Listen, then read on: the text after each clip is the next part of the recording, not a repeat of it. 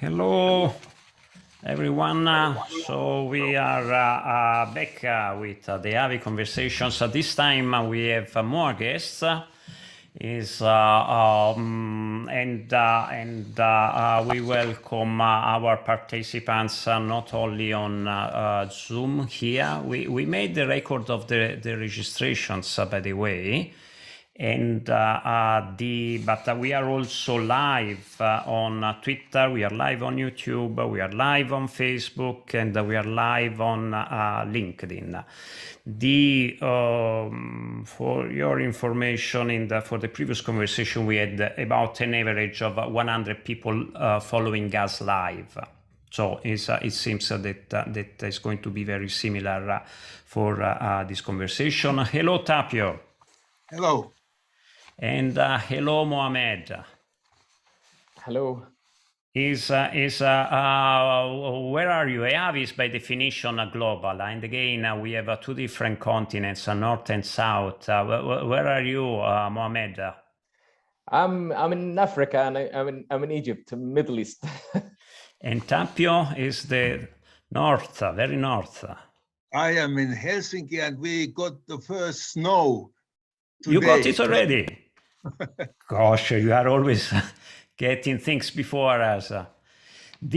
I welcome obviously also the participants here and there, and the other person that you may see here on the screen is the name of Laura Müller, who is one of our valuable people of EAVI. Hi, Laura. So the topic of this conversation is can we trust the media? Question mark. Tapio is we met with Tapio first when we participate together at the expert group of the European Commission.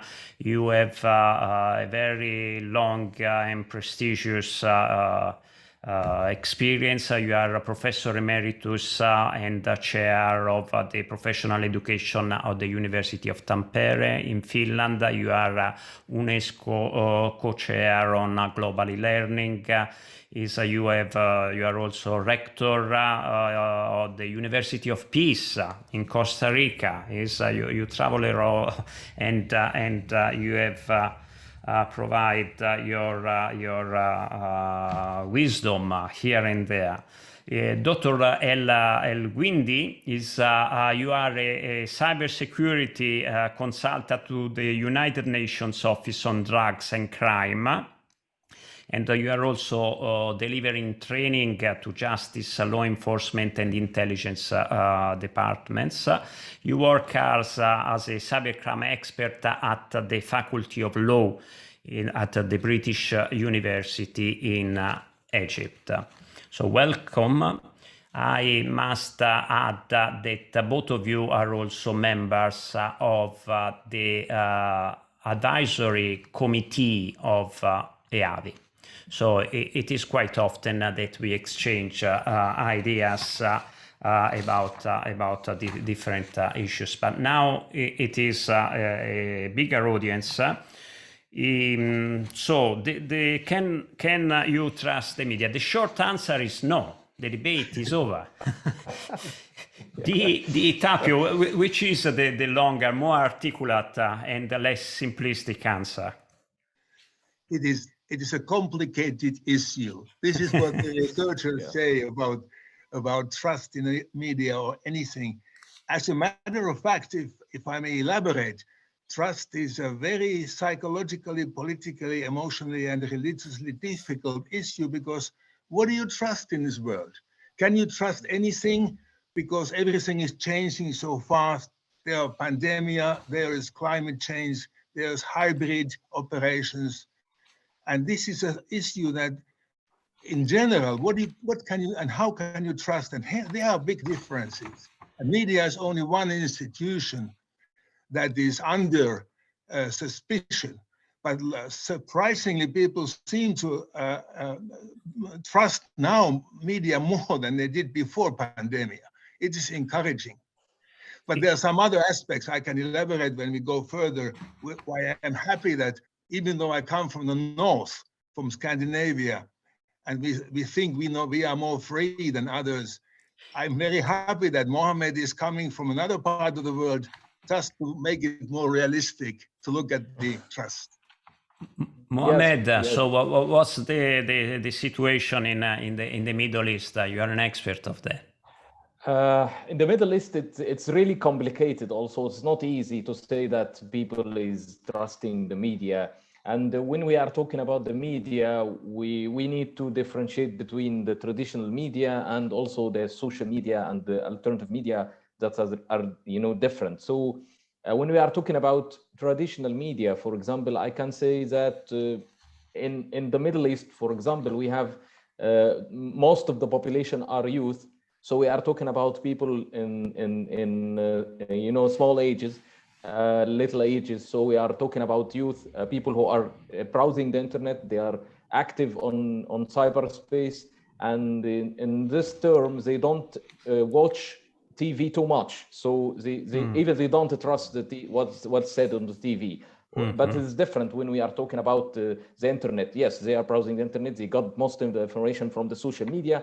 And because of this, the traditional media started to copy things from social media and started to put it on the traditional media. And this is, from my own experience, created too much problems in the media.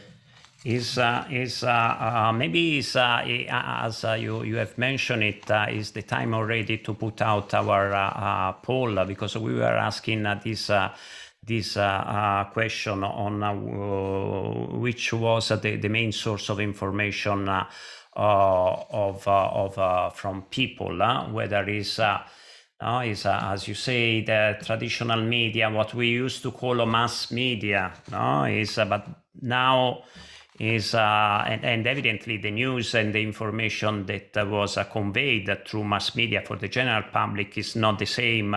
The social media is conveyed just to any and each of us, and obviously is with emotion and so forth.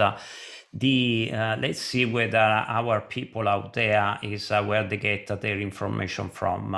Is very valuable that is. So I'm quite surprised actually. Is 64% they get it from online, say is news, including newspaper in paper, but there are not many of those anymore. And only TV is going very low as expected, and social media is. I would have expected more from social media. And in all of this, the role of journalists is really crucial, isn't it? Have you seen, Tapio? Is the Nobel Prize for Peace has been given to journalists. Yes. This is, I'm again not having a Scandinavian or Nordic bias, but I think it is very important that the Norwegian Nobel Peace Prize Committee has awarded a Nobel Peace Prize this year to two journalists and their media, Maria Ressa in the Philippines and Dmitry Muratov in Russia. This is only once before in history that the Nobel Peace Prize has been given to journalists and his media. That was 1935. So why now? I think that if you look at the wording of the committee, it says that, I quote a little bit by free, independent, and fact-based journalism serves to protect against abuse of power, lies, and war propaganda. We are now having a very difficult psychological and media and communication in media environment in the world. So there's a lot of disinformation, there's a lot of, I would say, new propaganda, but also there is a kind of deterioration of press freedom. And this is something in the North, in the Scandinavia, has been valued I want to touch upon about this press freedom, but before that is Mohamed, that is, do you recognize yourself, your country, your region because it's true that it's different, but it's also very global. There are a lot of points in common.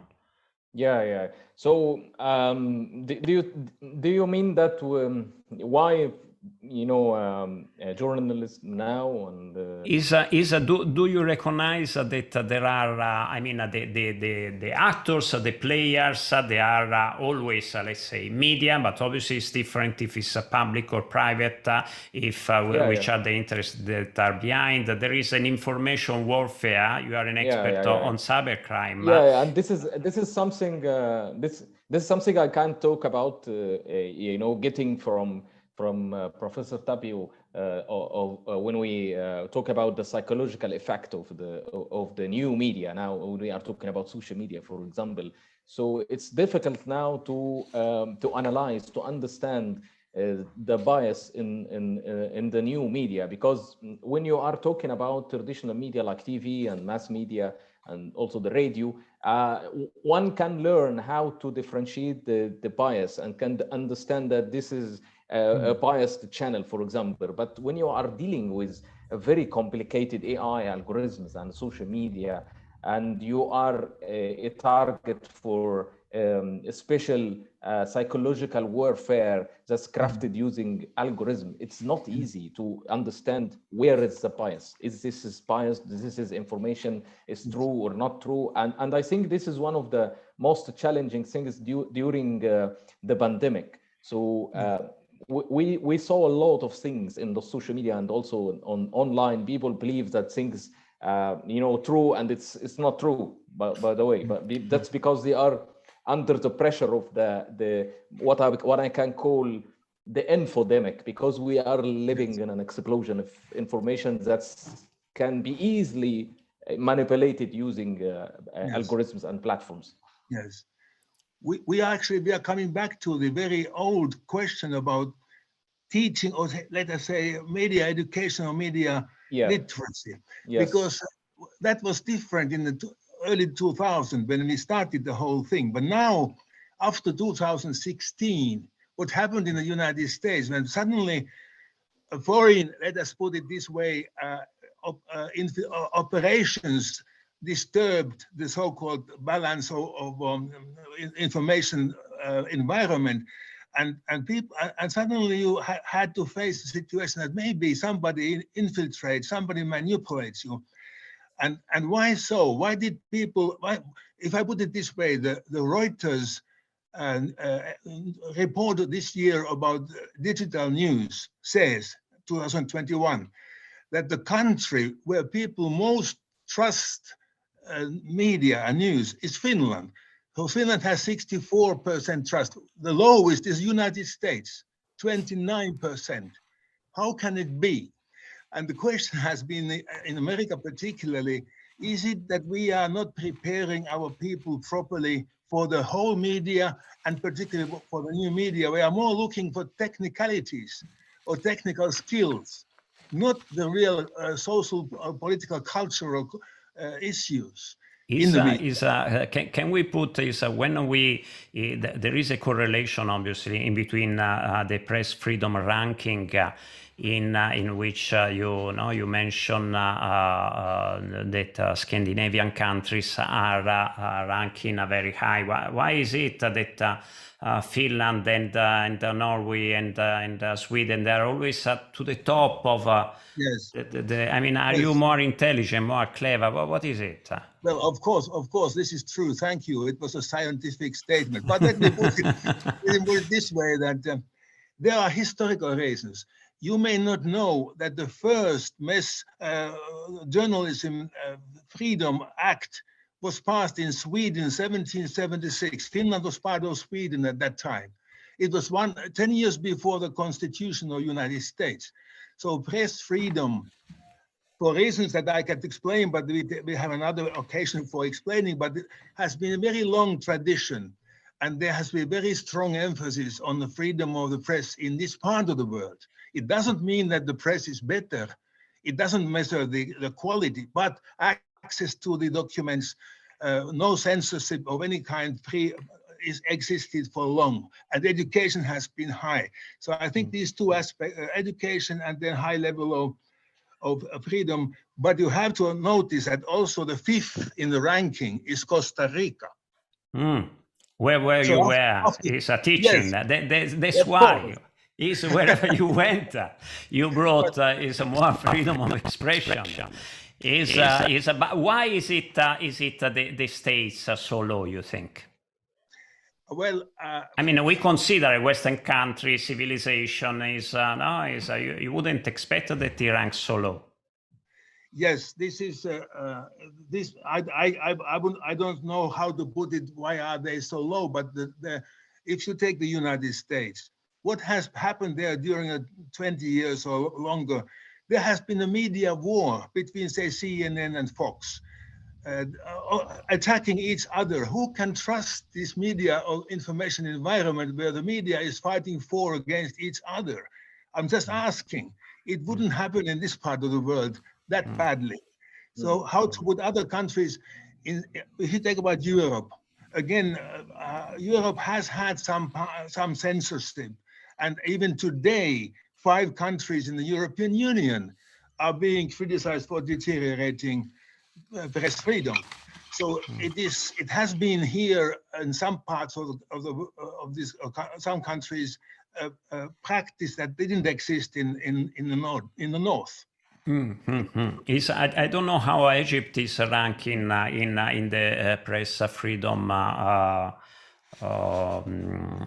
Press freedom how's the situation over there in the region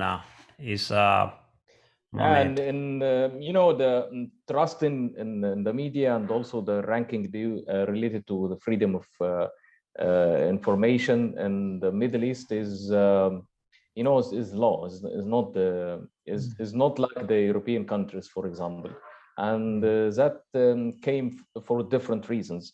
From my point of view, when we are talking about, for example, the situations that had happened after the so-called Arab Spring, for example, we are talking about the rise of terrorism, for example, in the region, and due to the rise of those threats, we government started to put some restrictions on information that's published on different media channels, and that's why maybe the media or freedom of expression is ranked low when we are comparing to Europe, for example. But this is not because of, from my point of view, it's not because of that most Middle East countries need to repress the freedom of expression and those things, but really because of the situation. This is one of the main reasons is the situation that the region is living, especially my country, Egypt, for example. We have in Egypt the human rights strategies that's launched a few days ago by the president, and this is a change because after the so-called Arab Spring, we had a rise in the Muslim Brotherhood discourse online and on different channels, and the government started to deal with this situation. And after the fighting and combating with terrorism, government now started to change things, because we are now we need people to talk, we need people to understand the human rights. That's why the government is proposing the human rights strategy, and this is one of the milestones really that's happened lately in Egypt. But in other countries, I think the situation is not different, because the Middle East is living in different stages of time, and these stages you have different chaotic situations, especially after the so-called Arab Spring. I see.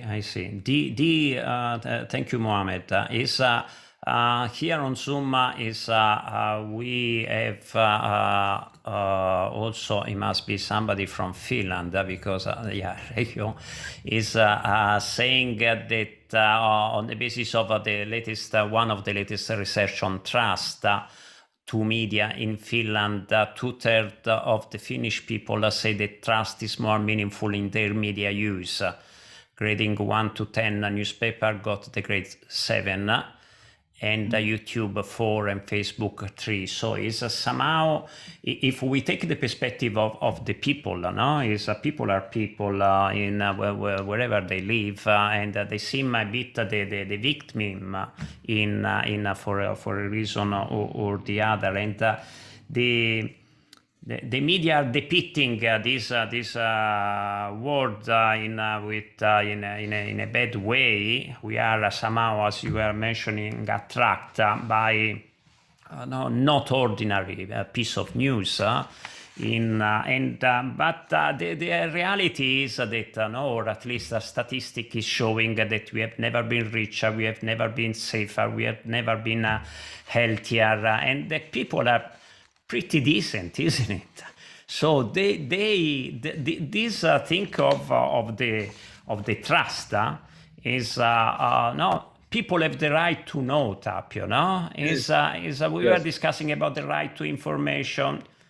Yes, I was thinking about this right, because human rights is used so much ideologically and politically. I think the correct way of saying would be access to knowledge, or access to the right. I don't want to go to the ideological debate, but I have another wording, because I worked in the 1980s and 70s. I worked very much in this field, but I worked also how to contribute, how to promote confidence building measures in Europe. That was the time of détente, when the relaxation of tension.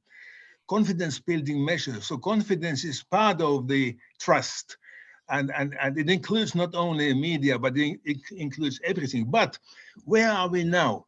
We are living in a world where I would say militarization and secrecy grows, and secrecy is the antithesis of confidence. Let me put it this way: Mohammed is, like myself, interested in what does it mean? Because when you think about disarmament and armament, or arms control, first there was some propagation, trust, but confirm. That means that trust the other side, but confirm. Yeah. Then we realized it's not a good wording. Better is trust and confirm. So don't put but. I think the same is in the media, that we have to create trust on the other side and other areas, other countries, but we should also confirm, not naive, idealistic trust. It's not enough. We have to have different sources of information and create the confidence. Again, I come back to the 80s and 60s, confidence building measures. We did good work. Why shouldn't we do it now again? We do need it. It seems, no? We are facing these existential threats. The planet is getting warmer.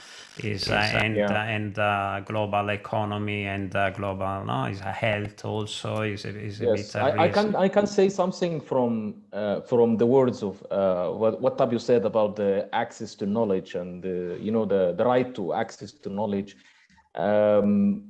I see that, for example, in the Middle East, when we are speaking about access to knowledge, I cannot see much resources or sources in terms of the languages that are spoken in the Middle East online, for example. And this is one of the issues that facing people when they are going to the internet to search for information. They cannot find trusted sources to get this information, because there is no variety of sources of knowledge online, especially in Arabic language, for example.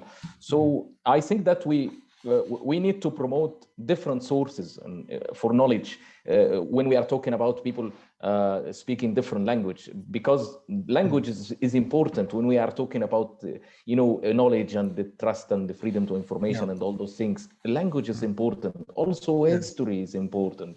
When you need to understand how those people are dealing with information, how those people are dealing with the media, I think we need to understand the history of those people in relation to language and the media. This is, I want to put one point here to the language.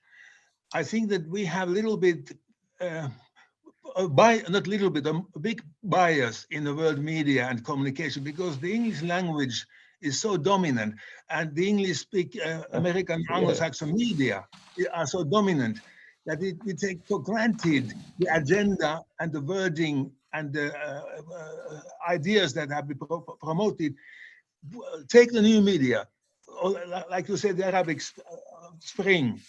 I think that we got in the Western countries very biased understanding what is happening, because we were monitoring and we were interviewing English-speaking new media users in the cities. And this, I have quoted sometimes my American colleague Pippa Norris, who wrote already 2009. That is 10 years ago. That the strong cultural dominance and media culture coming from the West has, and she said this 2009, she spoke about Taliban effect, that people learn that some messages and agendas are culturally unacceptable, value attitudes and all kinds of behavior and ethics do not fit the whole world. So Taliban effect in the communication research was spoken already 15 years ago.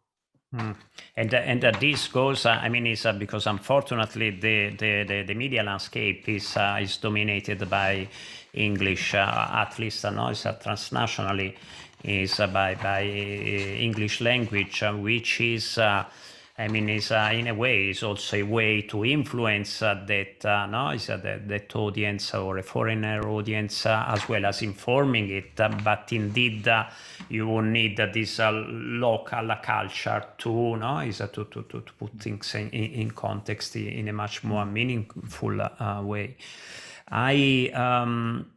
We put out another poll in which we were asking people which are the media that they trust the most. People can also ask questions that Mohamed and Tapio will answer towards the end of this conversation. So you are encouraged to do so. The result of the poll is saying, but again, this is valid for certain countries, is people trust more public service broadcasters. And so in a way, they don't trust social media, but they are on social media. They trust the public service broadcaster, but they don't watch it. And then in Finland you have YLE or BBC or France Television is a certain I think EBU, maybe we have this information as well, has published a report on media trust in 2021, and which was showing that indeed people they rely on public service media for on information, and this is again is the role of deontology, journalism, who is a professional journalist this day. How can the European Commission is the easy bit is, I would say, is to invest in producing more quality content and therefore enabling these journalists not just to be heroes but doing the work which should be paid fairly. Can I say something here related to journalism when we are talking about also the trust from Middle Eastern perspective?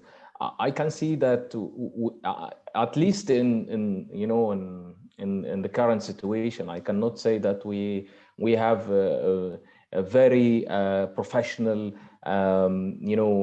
journalists that can deal with different sources of information in the Arabic sphere, and they can provide sources for the readers who are looking for information, even if it's a public TV or also in online. Because there is an effect of what I'm calling the psychological effect of social media, because traditional journalists are looking for the trend, they are looking for what people are talking about, not what they are looking for to promote or to, you know, to spread the word about in their media outlets. They are looking for the trend. And this is something that I really feel in the Middle East, that I cannot find, you know, a trusted Sorry, journalism. what do you mean about they are looking for the trend? I didn't hear you. The internet was not stable. Can you When repeat you the say question, that in people are looking for the trend, did I? What do you mean exactly? Yeah. What the majority of people is doing? Is it? Yes. That what? Yes. That's what I mean.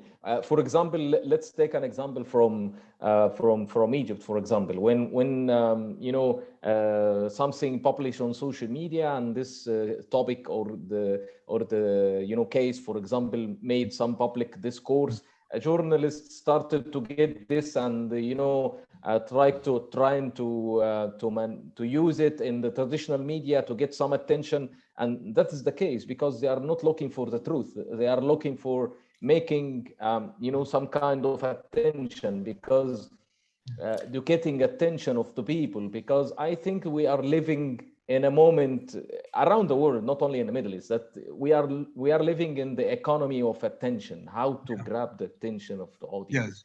Whatever what you are talking about or whatever you are saying. Let me go back to Paulo's mentioning of the EBU report, Trust in the Media 2021. EBU is a European Broadcasting Union. We could talk much of it, but there was one finding in the study, which was that the trust in news goes with perceived diversity of views. Perceived diversity of views. I think it is encouraging if people are so sophisticated that they realize that there is in the media diversity of views. But on the other hand, I'm not so sure that this EBU report is fully it's acceptable, but fully true, because it reflects the point of view of the public broadcasters. Let me put straight. BBC is regarded as leading European standard setting and ethically coherent. But if you compare BBC coverage of the Middle East and the Al Jazeera coverage of the Middle East, there's certainly differences, and both are professionally high level. I think both are very, very professional journalists, editing broadcasters, but it's not the same content. Yeah. So I would be a little bit, I would be favor more free research and free journalist debate on these issues than relying on mainstream media or and public broadcasters, research offices information, because they seem to be vested interest. They want to prove that they are good. And indeed, yes. Is even a public service broadcaster, obviously they do have some interest. Also, they seem to be those that do their job better, that people trust them more. I have, and is valid what you said at the very beginning. Is a complex issue, and we will need more time for each of these aspects to elaborate on. But we have started, and is a couple of questions that I see that are very interesting. Is and that I would like to put you forward. Is how the first one, as you mentioned, Mohamed, maybe I will ask it to you, and is from Facebook. We are talking about trust, but how can we build trust in social media? At one point, I was saying, if you want trust, you have to be honest. Yeah. That's true. Because if you are not honest, people will not believe you, and people will not take any information from you, and will not take anything from you. And by the way, people are looking for the truth, whatever the channel. Because when we are talking about social media, let's say that people are looking for information about a situation or a case that's published on social media related to government, for example. If the government is not transparent and not available in the social media channels, people will be target for many fake news and many manipulations on social media. So the first thing in the trust in social media is not the platform. Platform is part of the game. Yes, they are looking for profit. All platforms are looking for profit. So this is the platform, how the platform works. Another question is linked to that, so you can continue. That is from the famous anonymous attendee that is asking if there is a demonization of social media. Yeah, there is yes, that's true, because as I just mentioned when we start talking, that social media now is dominating everything. Now the news and the information is reaching you rather than you are reaching the information, or you are looking for the information. The information now is looking for you, and that's how the platform is working. This platform is designed to to get your attention on your mobile phone, on internet, on your email, on whatever the the technology you are using. They are looking to target you. That's the business model, and I agree that social media is dominating, and that's how this business is working. What I am saying is the official channels of government, for example, need to be more transparent, need to be on these channels to educate people, to promote the truth, to promote the trust. I think this is the missing issue in the sorry to interrupt you, Mohamed. No. Because this link is obviously the many questions that we are getting. We are on social media, are about social media. Tapio is. I have another question that is, do you think there is, what do you think social media would need to look like if they were to promote peace instead of polarization? Yes. Or is that not possible? I mean, is their role, responsibility, should they promote peace as well as making money?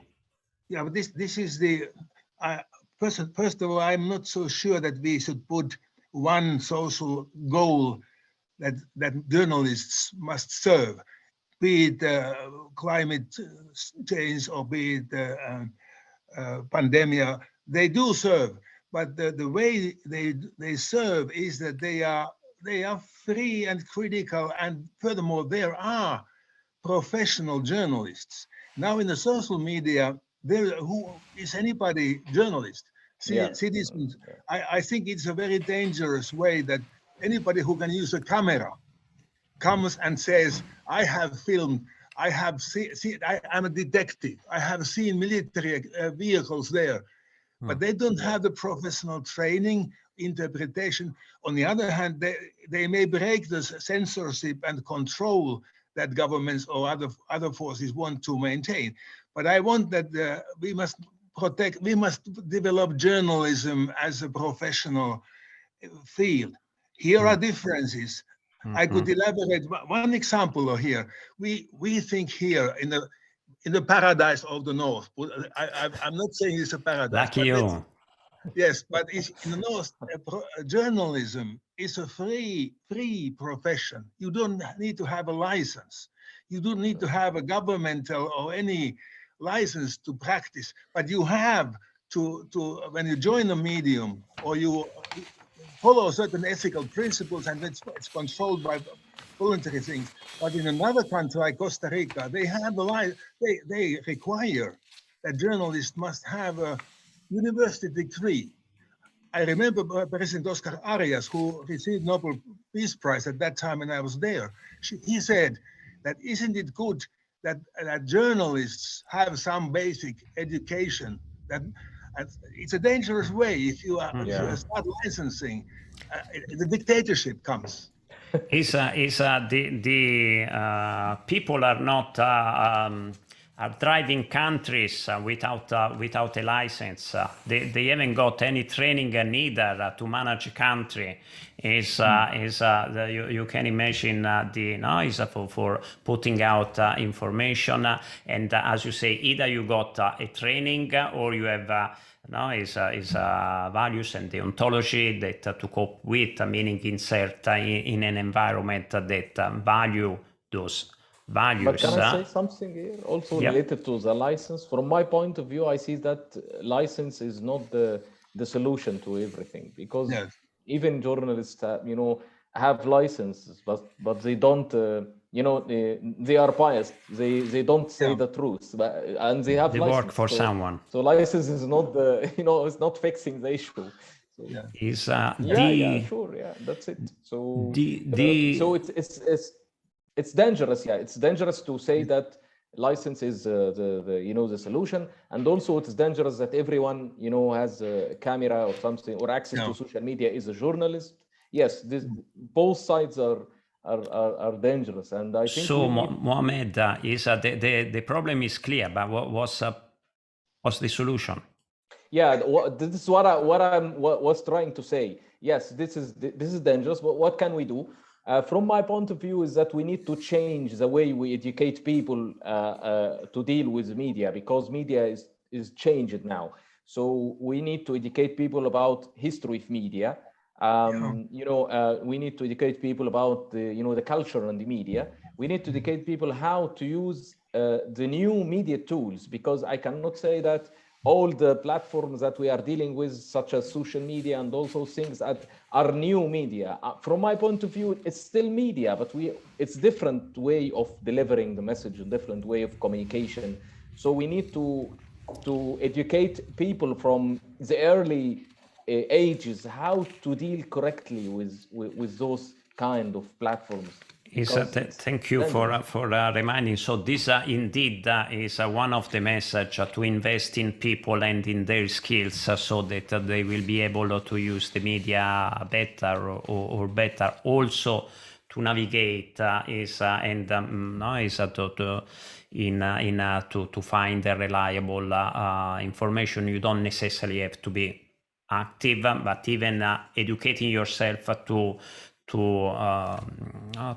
identify what is true, what is not, what is information, what is propaganda. At least to have the critical thinking, because in education, especially in our countries, they don't educate people how to think critically, and this is very problematic, because people need to learn how to think.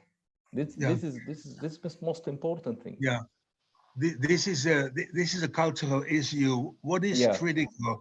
And I take this scholarly, that's a university point of view, because Mohammed and myself also at university, we train people at university systematically be skeptical, organized skepticism, skeptical to all knowledge, including themselves.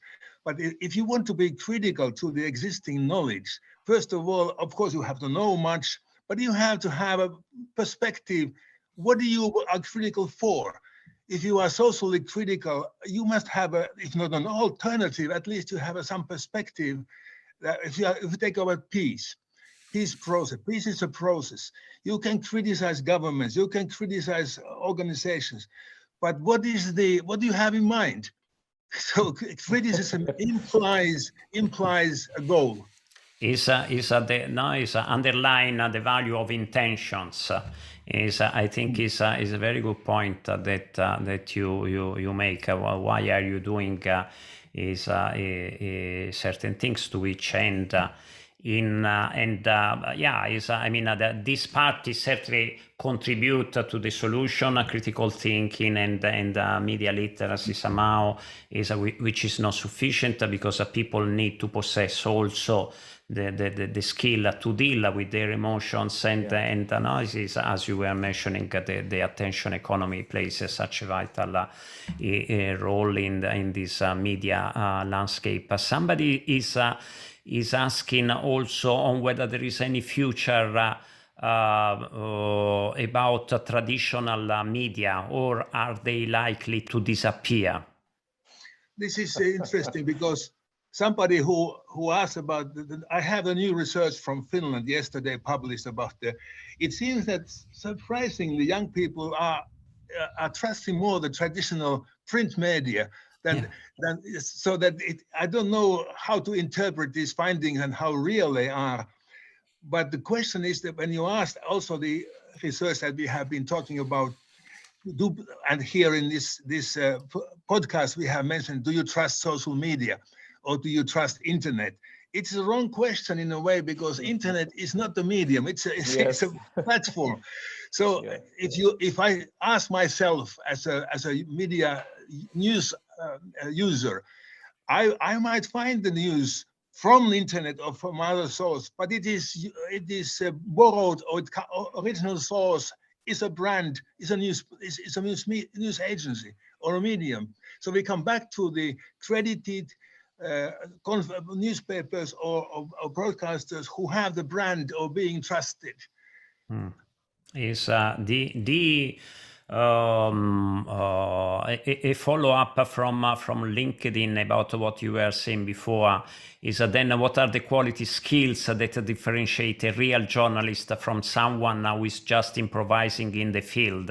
Should there be an oath for journalists to always tell the truth, like the Hippocratic oath for doctors? Truth is... Yeah, this is a long story. I think that freedom of speech and let's say freedom of expression, they are holy. They have to be there. We cannot censor. People can say and they can write and what they want, but it is not the same as reporting or interpreting what is happening. That is an open environment. If you distribute wrong or false information, there's another medium or other journalist who correct, like in science, there's another scholar who not because of being envy, but because of honesty to the moral code of science, brings another argument, and you have to find what is the truth. In the media, the time is so short, it's instant. You have instantly react, and that makes it professionally very difficult. And you, in a time of crisis, you can promote violence, even a war. It's irresponsible. And that is a war propaganda that even the Nobel Peace Prize mentioned in the wording to fight against war propaganda. Let me put, Paolo, very good observation for what I did in my own research a long time ago. War propaganda is already illegal. It has been prohibited 1936 by legal nations. It's still valid. Like cigarettes, but they are still on sale. But if the legal approach would be enough, we wouldn't have war propaganda. Mohamed, can you add to this your reflections? Yeah. I can say that the legality is not the issue from my point of view. It is I think it's broader than the legal issue. It's related to also from the question that was asked related to the future of traditional media. In my countries in the Middle East, I see that now traditional media is different, because as I mentioned, they are looking for the trend. They are looking for what people are saying on social media. They are not practicing professional journalism, as Tabi was talking about. They are just looking for any trends on the social media, and they are taking this trend and put it on the traditional media. And this is dangerous from my point of view. This is disappearance to the mass media, and this is change in the field.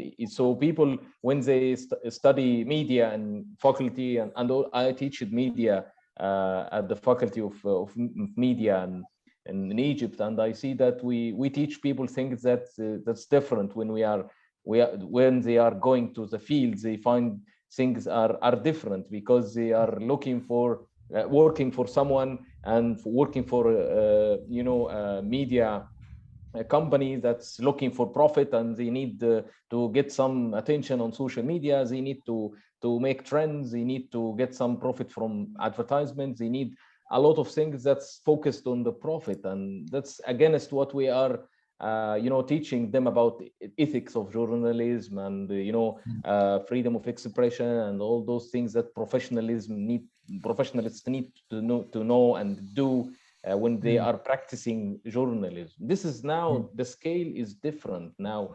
In my country, at least, I cannot speak about other countries, but in my countries, I cannot see trusted traditional media, and it's difficult.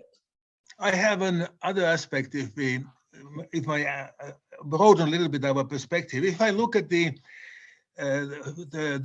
world today, if I look at how, for example, different organizations and journalist unions are awarding journalists, like they did now, they gave an award 2 days ago to Chinese and the Palestinian journalists. Okay, that's okay. I think they deserve that. But my view is that it is not an individual journalist who decides, because a small journalist is a small factor, even though, like in the Nobel Peace Prize, Dimitrov said that the honor is for the 6 killed journalists in his newspaper. But I think it's more important that in Italy we say lucky the country that doesn't need heroes. Yes, but I think that we should also be thinking that instead of looking at individual journalists, we should look at the media as an institution. And if it's an institution, unfortunately it has a bias, institutional bias, because somebody owns it. But on the other hand, an institution has resources. They can. When I did research in the 80s about disarmament and media, we found out that very few media in the world could cover disarmament efforts at all, because they didn't have resources, they didn't have experts. So if we have a major big medium, they can afford to have an office or editors or journalists following certain areas, like climate change, but also the peace issue. Is we are slowly coming, not slowly, quickly coming to the end. We have 5 more minutes. While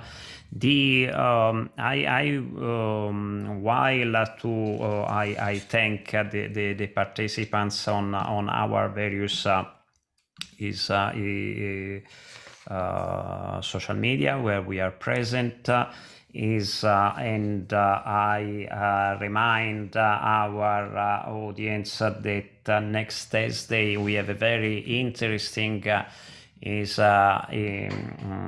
session with Diletta Belotti talking about activism, the difference in between YouTubers and being active. Is pushing something noble causes with faith. I would like to wrap it up. And so you have the floor again.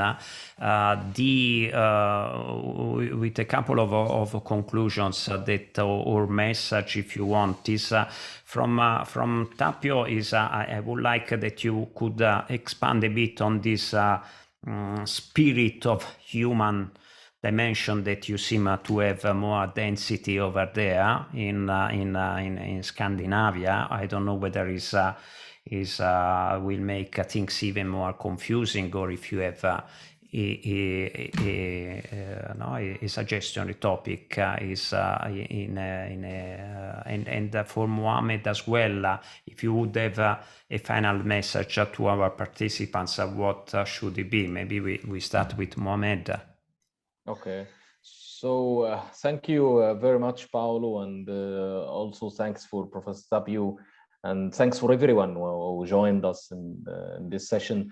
And I can say something that we need to educate people. If we don't educate people how to deal with even professional journalism or non-professional journalism, people will be in chaos, because during the advancement of technologies that we are living in the 21st century, people will be faced with more invasive methods to target them everywhere.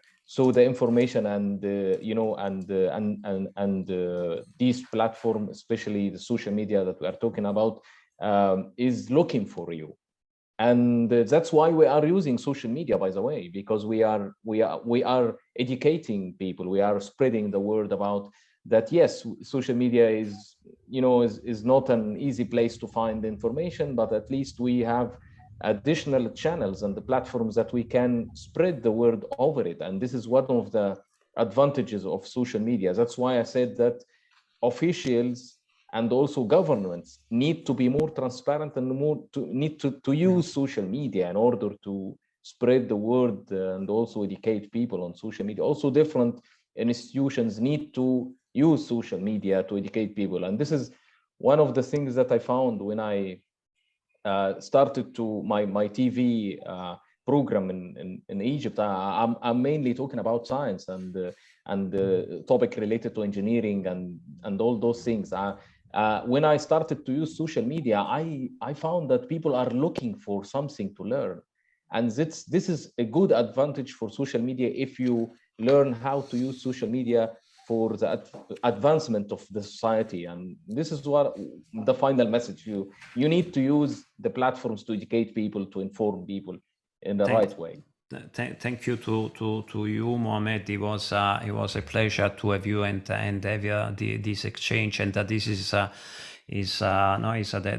reminding that people are very eager to learn, and to be enriched. It should be a knowledge indeed, and then the role, the responsibility of education and institutions indeed. Tapio, you are. Tapio, I think that is a bit frozen. Tapio has decided to leave us, but with 1 minute to go. Are you there, Tapio? I think he's coming back. He's coming back. Yes, of course, I'm here. Thank you. I want to say in conclusion very briefly. Of course, in journalism, it's a fact-based journalism. The facts are now. Try to put your video on, Tapio. Yeah. Yes, it is on. I haven't closed it. It is on. Go. Yeah. Go. Fine. Yeah. It's fine now. Oh, sorry. This is a technology. It shows that technology is not trustworthy.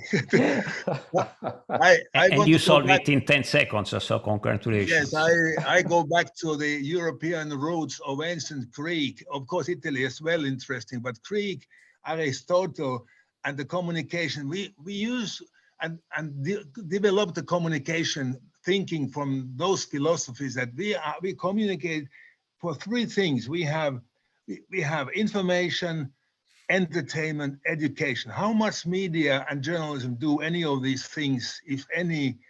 They do hopefully as much, but education belongs to the educational institutions, but they are very slow and they have other purposes and other targets. So we are in a constant learning society where media is the central element. So let's think about learning society and learning and living with the media. I think we are doing very good things in every of these things, and we will do, and not only training skills, but also educating, deepening the social understanding so that we do not end in the Taliban effect.